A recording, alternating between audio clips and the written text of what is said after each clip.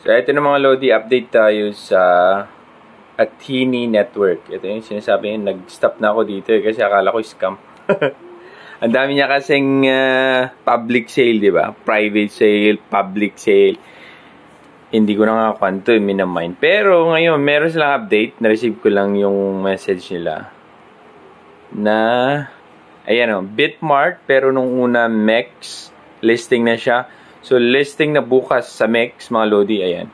So, makita natin yung price. Check natin yung price, Yung price niya ngayon, mga Lodi, ito.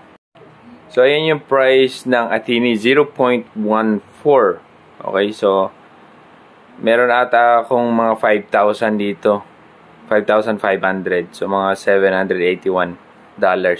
Ayun, okay din sa akin kung... Siyempre, bababatol, especially pag maunahan ka kasi ang daming magbebenta dito. So, pwede na i-transfer from Athene app papunta sa MEX, papunta din sa Bitmart, okay?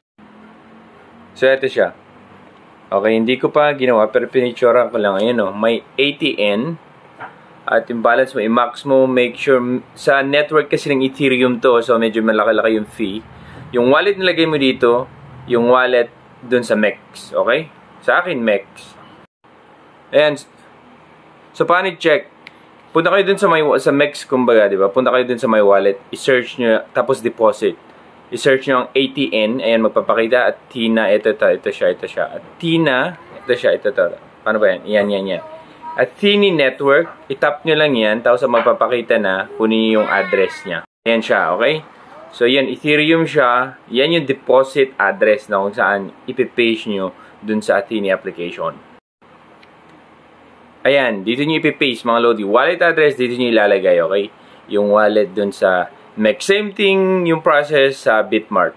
Okay? So, yun yung update natin dito sa Athene, mga Lodi.